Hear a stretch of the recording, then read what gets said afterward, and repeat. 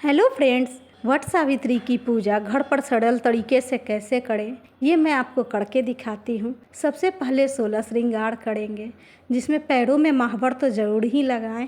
पायल बिछिया पहने, बिछिया हमेशा 2 ही पहनने चाहिए। एक दिन पहले मेहंदी ज़रूर लगा लें।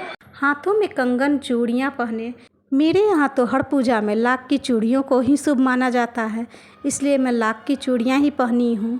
कान का, गले का, टीका, मंगलसूत्र ये सब पहने।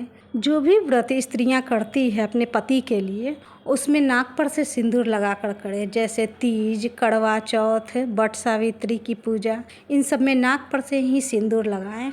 आप बालों में गजरा भी लगा सकती है, लेकिन मैं नहीं लगा रही हूँ। मैं बाद में बरगद के पत्ते को बाल में लगाऊंगी। बरगद का छोटा सा पेड़ या डाली एक दिन पहले मंगाकर गमले में लगा लें। पूजा के दिन वट वृक्ष की डाली, पत्ते, पेड़ नहीं तोड़े जाते हैं। डाली में कम से कम 5 या 7 पत्ते ज़रूर हो। मैंने ये छोटा सा पेड़ लगाया है। जहां आप पूजा करें उस जगह को साफ कर गंगा जल छिड़क लें, स्वास्तिक या रंगोली बना लें। चावल के आटे में हल्दी और पानी मिलाकर ऐपन बना लें। सबसे पहले वट वृक्ष को जल चढ़ाएं। जल हमेशा दोनों ही हाथों से डालें। वट वृक्ष में ऐपन लगाएं। थोड़े से चावल डालकर उस पर दीपक रखें। दीपक को कभी भी खाली ज़मीन पे ना रखें। थोड़े से चावल या फूल डालकर या फिर एक बर्तन में ही रखें। अब दीपक की भी पूजा कर लेते हैं। दीपक में ऐपन, चंदन लगाएं, फूल चढ़ाएं। वट वृक्ष के पत्ते पर भी ऐपन लगाएं, चंदन लगाएं या फिर आप कुमकुम लगाएं। मैं यहाँ पीला सिंदूर लगा रही हूँ। वट सावित्री व्रत कथा की भी पुस्तक रखेंगे, उनकी भी पूजा करेंगे। सावित्री माता को सिंदूर लगाएं। सत्यवान और यमराज को भी चंदन लगाएं। बहुत से लोग सावित्री सत्यवान की अलग से पुतले बनाते हैं। बहुत से लोग ऐपन से ही सावित्री सत्यवान की फ़ोटो बना देते हैं। मैं वट सावित्री कथा की पुस्तक में जो सावित्री सत्यवान की फ़ोटो है उन्हीं की पूजा कर लेती हूँ। आप चाहे तो पेड़ को भी वस्त्र चढ़ा सकते हैं। मैं यहाँ सिर्फ कलेवा ही लपेटूंगी। वृक्ष के नीचे पान, सुपारी और फूल चढ़ाएं। लीची, खजूर, ठेकुआ जो भी आपने बनाया है वो चढ़ाएं, या फिर जो भी आप प्रसाद में रखते हैं, चना चावल चढ़ाएं। श्रृंगार का सामान चढ़ाएं। पति के लिए जो भी कपड़े लिए हैं, सावित्री माता के लिए जो भी साड़ियाँ ली हैं, उन्हें भी आप चढ़ा सकते हैं। जो जो चीज़ आपको चढ़ाना, नहीं कुछ चढ़ा पाएँ तो एक बिंदी सिंदूर भी ज़रूर चढ़ा लें। बांस के पंखे पे भी ऐपन लगाएं, चंदन लगाएं, चावल चना चढ़ाएं। मैं यहाँ प्रसाद को डाला में भरकर नहीं चढ़ा रही हूँ। मेरी सासू माँ ने मुझसे जैसे पहली बार करवाया है उसी प्रकार से मैं करती हूँ। बरगद के पेड़ के नीचे 5 जगह ऐपन लगाएंगे, सिंदूर लगाएंगे, फिर बरगद के पत्ते रखेंगे। उसी 5 पत्तों पे सभी फल रखूँगी। जो भी मैं फल चढ़ा रही हूँ वो सभी फल रखूँगी। ठेकुआ रखूँगी, चना चावल चढ़ाऊँगी, फूल चढ़ाऊँगी। आप चाहें तो डाला में भरकर भी रख सकते हैं। जैसा आपके यहाँ चलता है वही कीजिएगा। बरगद के पेड़ के नीचे मैं अपने शादी के सिंघोड़े को भी रखूँगी।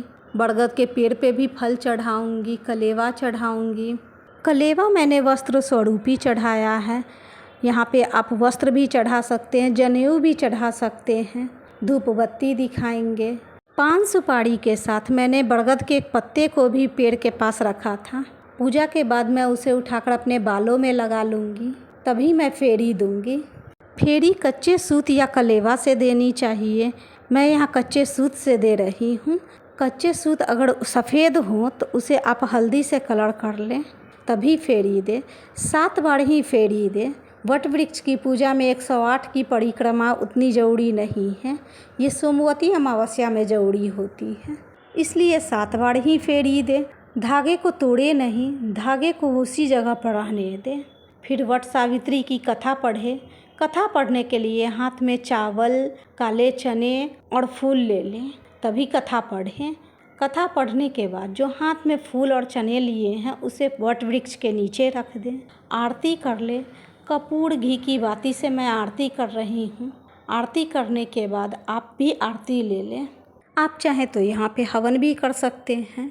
मैंने हवन नहीं किया है। हाथ जोड़कर प्रणाम करें और अपने सुहाग की लंबी उम्र की कामना करें।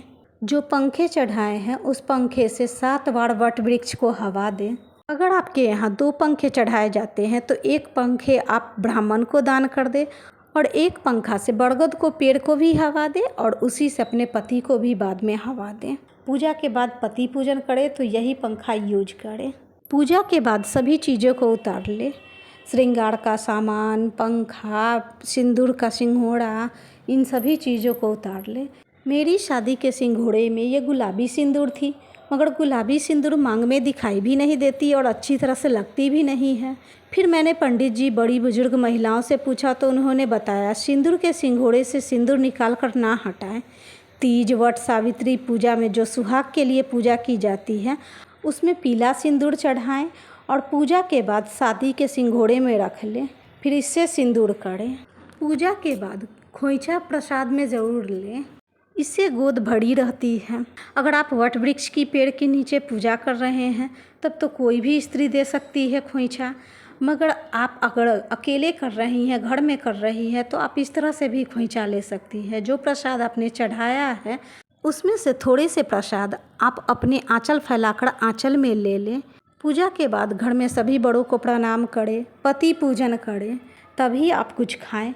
अगर आप व्रत रख रही हैं तब तो आप पूरे दिन भूखे रहकर ही व्रत रखेंगे। अगर आप व्रत नहीं रख रही हैं तो पूजा करने के बाद पति पूजन करें, उसके बाद ही व्रत खोलें। व्रत भी आप 7 चने खाकर ही खोलें।